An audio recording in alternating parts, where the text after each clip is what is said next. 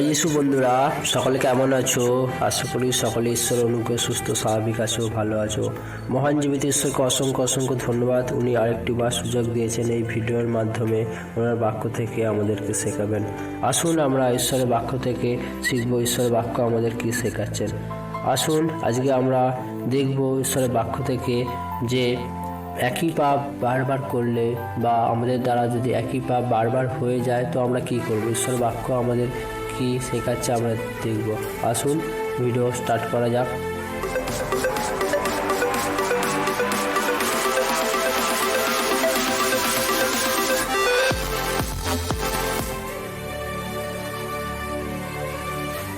প্রথম যোহন 7 পদ পড়ছি, সেখানে বলছে, কিন্তু তিনি যেমন জ্যোতিতে আছেন আমরাও যদি তেমনি জ্যোতিতে চলি তবে পরস্পর আমাদের সহভাগিতা আছে এবং তাহার পুত্র যিশুর রক্ত আমাদেরকে সমস্ত পাপ হইতে সূচি করে। আমিন। ঈশ্বরের বাক্যে আশীর্বাদ করুন। তো এখানে বলছে যে ঈশ্বর যেরকম জ্যোতিতে আছে, আমরা সেই মহান জীবিত ঈশ্বরের সন্তান, আমরা যদি সেই জ্যোতিতে চলি আমাদের মধ্যে সহভাগিতা আছে এবং সেই প্রভু যিশু রক্ত আমাদেরকে সমস্ত পাপ হইতে সূচি করে।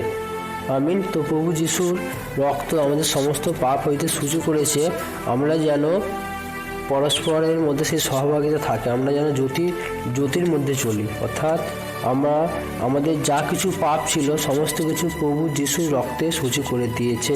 আমিন। তো আমরা পাপী, কিন্তু আমাদের সমস্ত পাপ প্রভু যীশু খ্রিস্ট ক্ষমা করে দিয়েছেন। তারপরে বলছে 8 এবং 9 পদ, আমরা যদি বলি যে আমাদের পাপ নাই তবে আপনারা আপনাদেরকে ভুলাই এবং সত্য আমাদের অন্তরে নাই। 8 পদে বলতে, আমরা যদি বলি যে আমাদের মধ্যে পাপ নাই বলি তাহলে আমরা মিথ্যাবাদী, আমরা নিজেদের ভুলাই। 9 বাক্য কি বলছে দেখুন, যদি আমরা আপন আপন পাপ স্বীকার করি তবে তিনি বিশ্বস্ত ও ধার্মিক, সুতরাং আমাদের পাপ সকল মোচন করিবেন এবং আমাদেরকে সমস্ত অধার্মিকতা হইতে সূচি করিবেন। আমিন। ঈশ্বরের বাক্যে আশীর্বাদ করি।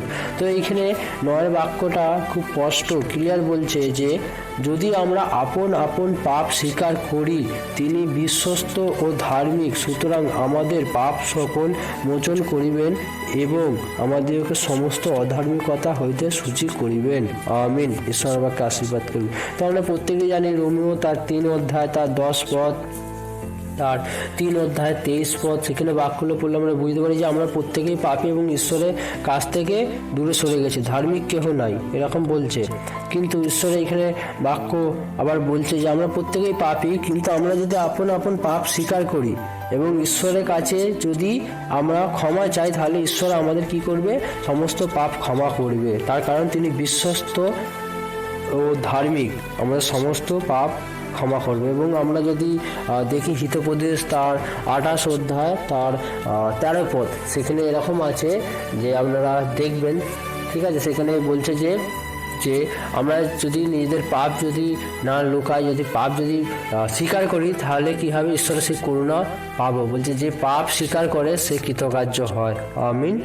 তো আমরা তারপরে আমরা দেখব যে প্রথম পিতর তার 1 অধ্যায় তার 15 এবং 16 পদ। তো আমি একটা কথা বলতে চাই, যেটা আমি আগের ভিডিওতে বলেছি, যে আমরা জেনে বুঝে পাপ করব না। হ্যাঁ, এটা ঠিক যে আমরা অনেক সময় নিজেদের অজান্ত পাপ হয়ে যায়, বা আমরা কখনোই বলতে পারবো না যে আমরা কখনোই পাপ করব না, এরকম আমরা কখনোই কেউ কিন্তু বলতে পারি না। কিন্তু এটা আমাদের মাথায় রাখতে হবে যে আমরা জেনে বুঝে পাপ করব না, ঠিক আছে। তো আমরা দেখব প্রথম পিতর তার 1 অধ্যায় তার 15 এবং 16 পদে ঈশ্বর কি আমাদের বলছেন পিতরের দ্বারা। এখানে পিতর লিখছেন, প্রথম পিতর তার 1 অধ্যায় 15 এবং 16 পদ, কিন্তু যিনি তোমাদিগকে আহ্বান করিয়াছেন সেই পবিত্রতমের ন্যায় আপনারাও সমস্ত আচার ব্যবহারে পবিত্র হও, কেন লেখা আছে তোমরা পবিত্র হইবে কারণ আমি পবিত্র। 15 বাক্যটা বলছে তোমরা সমস্ত আচার ব্যবহারে পবিত্র হও। আমরা কি সত্যি আমাদের আচার ব্যবহারে পবিত্র হতে পারবো? Question mark. আমরা কখনোই আমাদের নিজেদের আচার ব্যবহারে পবিত্র হতে পারবো না। তার কারণ বলছে 16 বাক্যটা দেখুন, কেন না।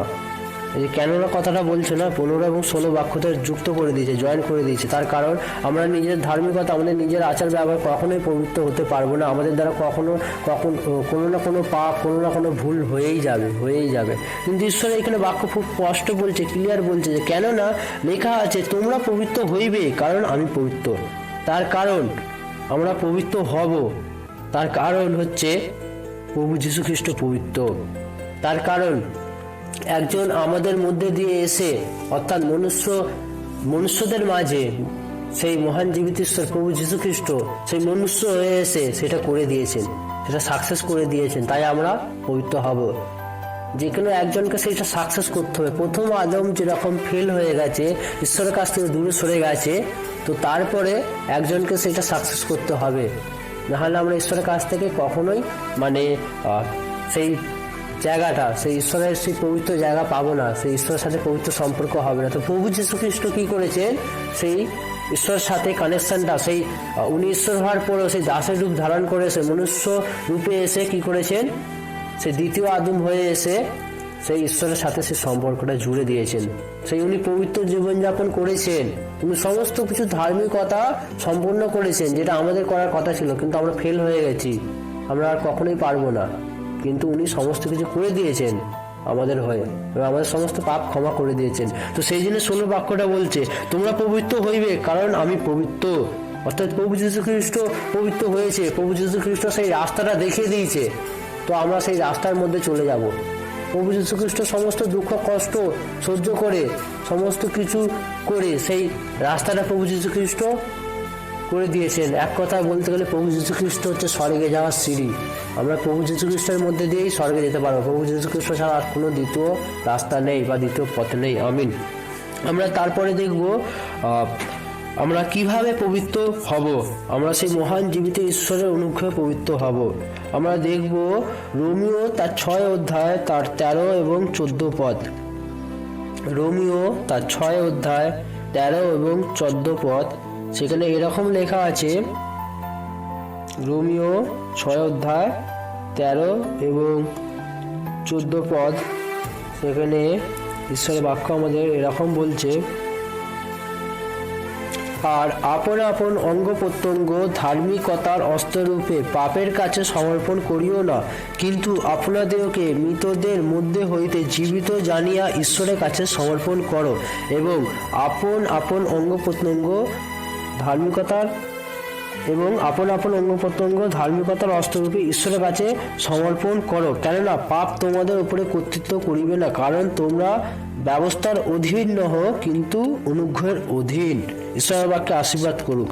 তো আমি যেটা বললাম যে একটু আগে, যে আমরা সেই ঈশ্বরের অনুগ্রহে আমরা সেই পবিত্র হতে পারবো।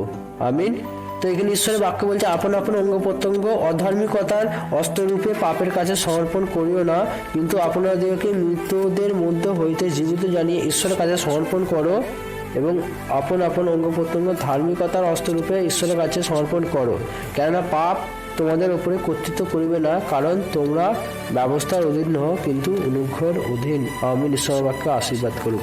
তো এখানে ঈশ্বরের বাক্য বলছে যে আমাদের শরীরের অঙ্গ প্রত্যঙ্গ যে সমস্ত কিছুর দ্বারা পাপ কার্য হয়ে যায়, সেই সমস্ত কিছু কি করতে হবে, ঈশ্বরের কাছে সমর্পণ করতে হবে। কিভাবে সমর্পণ করতে হবে, আমরা মহান জীবিত ঈশ্বরের কাছে প্রার্থনা করবো, এবং সমস্ত কিছু ঈশ্বরের কাছে সমর্পণ করবো, এবং ঈশ্বরের কাছে সমস্ত কিছু সঁপে দেবো। এক কথায় বলতে গেলে যেটা হলো সমর্পণ, সমস্ত কিছু করব। তাহলে কি হবে, ঈশ্বর আমাদেরকে রক্ষা করবে, পাপ কার্য থেকে রক্ষা করবে। আমি বলছি ঈশ্বরের বাক্য বলছে ধার্মিকতার অস্ত্ররূপে ব্যবহার করবে। তো এবং আমরা প্রত্যেকে জানি যে আমাদের এই শরীরটা প্রভু যীশু খ্রিস্টের রক্ত দ্বারা কিনে নেওয়া হয়েছে। আমাদের এই শরীরটা নিজের নয়, এটা প্রভুর শরীর, প্রভু যীশুর শরীর। এবং ঈশ্বরের বাক্য বলছে এই শরীরটা, তোমাদের শরীর পবিত্র আত্মার মন্দির, তোমাদের শরীর ঈশ্বরের মন্দির, তোমরা এর মধ্যে কোনো পাপ কার্য করো না, তাহলে ঈশ্বর তোমাদের নষ্ট করবে। আমিন। এই শরীরের মধ্যে আমরা যেন কোনো পাপ কাজ যেন না করি। তো আমি যেটা আগেও বলেছিলাম যে পাপ কাজ মানুষ মাত্রই হয়ে যায়, কিন্তু আমরা জেনে বুঝে পাপ করব না। আমিন। তার কারণ প্রভু যীশু খ্রিস্টের রক্ত দ্বারা আমরা পবিত্র হয়ে গেছি। আমরা অধার্মিক ছিলাম, কিন্তু প্রভু যীশুর মধ্যে ধার্মিক হয়ে গেছি। ঈশ্বরের বাক্য বলে ধার্মিক কেহ নাই, কিন্তু ঈশ্বরের বাক্য এটা বলছে, প্রভু যীশু খ্রিস্টর সেই বলিদানের দ্বারা, প্রভু যীশু খ্রিস্টের পবিত্র রক্ত দ্বারা তুমি ধার্মিক হয়ে গেছো, তুমি পবিত্র হয়ে গেছো। তাই আমাদের পবিত্র জীবনযাপন করতে হবে। তুমি পারবে, ইউ ক্যান ডু ইট, তুমি পারবে পবিত্র জীবনযাপন করতে, ঈশ্বরের অনুগ্রহতে পারবে, ঈশ্বরের শক্তিতে পারবে, তোমার নিজের শক্তিতে নয়। আমিন। তো তারপরে ওইটাই বলছে, কেননা পাপ তোমাদের উপরে কর্তৃত্ব করবে না, কারণ তোমরা ব্যবস্থার অধীন নও কিন্তু অনুগ্রহের অধীন। আমরা ব্যবস্থার অধীন নয়, আমরা অনুগ্রহের অধীন, তাই পাপ আমাদের উপর কর্তৃত্ব করবে না। আমরা তারপরে বাক্য দেখব, লাস্ট বাক্য যাকুব তার 4 অধ্যায়ে তার আমরা 7 থেকে 10 পদ দেখব। যাকুব 4 অধ্যায়ে 7 থেকে 10 পদ আমরা দেখব। এখানে ঈশ্বরের বাক্য এরকম আমাদেরকে বলছে, অতএব তোমরা ঈশ্বরে বশীভূত হও, কিন্তু দিয়াবলের প্রতিরোধ করো, তাহাতে সে তোমাদের হইতে পলায়ন করিবে। বলছে তোমরা ঈশ্বরে বশীভূত হও, কিন্তু দিয়াবলের প্রতিরোধ করো, তাহাতে সে তোমাদের হইতে পলায়ন করিবে। এবং আমরা যদি প্রত্যেকে যদি ইফিসীয় 4:6 অধ্যায় পড়ি, সেখানে আমাদেরকে বাক্য বলে দিচ্ছে আমরা কিভাবে সে শয়তানের সেই প্রতিরোধ করব, শয়তানের আমরা কি বলবো, যেটাকে শয়তানের সাথে আমরা লড়াই করব, যেটা হচ্ছে আত্মিক লড়াই। আমাদের লড়াইটা কোনো রক্ত মাংস মানুষের সাথে নয়, কিন্তু অন্ধকার আকাশের শক্তি অর্থাৎ সেই দিয়াবল, সেই শয়তানের সাথে। ইফিসীয় 6 অধ্যায় সেখানে বলছে যে তোমাদের সেই যুদ্ধের সেই সজ্জা তোমরা পড়ে নাও, এবং সেই ঈশ্বরের সেই লুসিফার বা শয়তানের সাথে, তার সাথে কিভাবে আমরা করব, আমরা কিভাবে যুদ্ধ করব। আমরা হচ্ছে সেই ঈশ্বরের বাক্য দ্বারা, আমরা সেই ঈশ্বরের কাছে প্রার্থনা, ঈশ্বরের প্রতি বিশ্বাস, সেই সমস্ত কিছু আছে সেখানে। ইফিসীয় 6 অধ্যায় আপনারা প্রত্যেকেই সেখানে পড়বেন, বুঝতে পারবেন। এই সমস্ত কিছু সেখানে লেখা আছে, যেইগুলো আমাদের অস্ত্র, যেইগুলো আমাদের অস্ত্র সে শয়তানের সাথে লড়াই করার, সেই অস্ত্র আমাদেরকে নিতে হবে সেই ঈশ্বরের, সেই শয়তানের সাথে লড়াই করার জন্য। তো এখানে বলছে, তারপরে বলছে ঈশ্বরের নিকটবর্তী হও, তাহাতে তিনিও তোমাদের নিকটবর্তী হইবেন। হে পাপীগণ, হস্ত সূচি করো, হে দ্বিমনা লোক সকল হৃদয় বিশুদ্ধ করো। আমিন। ঈশ্বর আমাকে আশীর্বাদ করুক। তো এখানে বলছে ঈশ্বরের নিকটবর্তী হও, তাহাতে তিনিও তোমাদের নিকটবর্তী হবে। বলছে তোমরা প্রথমে ঈশ্বরের নিকটবর্তী হও, তাহাতে তিনিও তোমাদের নিকটবর্তী হবেন। হে পাপীগণ, হস্ত সূচি করো, হে দ্বিমনা লোক সকল হৃদয় বিশুদ্ধ করো। বলছে হৃদয়টাকে তুমি বিশুদ্ধ করো, তুমি দুটো চিন্তার মধ্যে থেকো না, তুমি ঈশ্বরের মধ্যে থাকো, তুমি ঈশ্বরের নিকটবর্তী হও, তাহলে ঈশ্বরও তোমাদের নিকটবর্তী হবে। তারপরে বলছে নয়, তাপিত ও শোকার্ত হও এবং রোদন করো, তোমাদের হাস্য শোকে এবং আনন্দ বিষাদে পরিণত হোক। আমিন। ঈশ্বর আমাকে আশীর্বাদ করো। বলছে তাপিত শোকার্ত হও, অর্থাৎ ঈশ্বরের জন্য আমাদের দুঃখ কষ্ট ওটা তো হবে। আমরা অনেক মজা করি, অনেক হাসি, অনেক কিছু আমরা করি, তাই না? কিন্তু আমরা ভুলে যাই প্রভু যীশু খ্রিস্ট আমাদের জন্য কত দুঃখ কষ্ট সহ্য করেছে, সেই সমস্ত কিছু আমরা ভুলে যাই। আমরা হয়তো স্বীকার করি ঠিকই, কিন্তু আমরা সেইটা অনুভব করতে পারি না, আমরা অনুভব করতে চাই না, করতে পারি না বলা ভুল, আমরা সেই অনুভব করতে চাই না, যে আমরা সেই প্রভুর কষ্টটাকে বুঝতে পারি না, যে প্রভু এত কষ্ট করেছে, তো শরীরে সে কষ্ট সহ্য করেছে, আমরা তো শরীরে কষ্ট কেউ সহ্য করতে পারবো না ওরকম, কিন্তু সেই কষ্টটা আমাদের অনুভব করতে হবে, সেটা বুঝতে হবে যে প্রভু কত কষ্ট সহ্য করেছে, কত দুঃখ কষ্ট সহ্য করেছে। তো কাদের জন্য? আমাদের জন্য। আমাদের সেইটা বুঝতে হবে যে প্রভুর বডিটা শুধু প্রভুর ছিল না, এটা প্রত্যেক বিশ্বাসী ভাই বোন, প্রত্যেক, শুধু বিশ্বাসী বলা ভুল, প্রত্যেক মানে জগতের পুরো মানে যেটা বলে যে সবাই পাপী, আমরা সকলের বডি ছিল, সকলের বডি প্রভু মানে সেই প্রভু সকলের সেই পাপ নিয়েছিল নিজের বডির মধ্যে, সমস্ত দুঃখ কষ্ট মানে নিয়েছিল। চিন্তা করুন কতটা মানে ভয়ঙ্কর মানে অবস্থা, ঠিক আছে?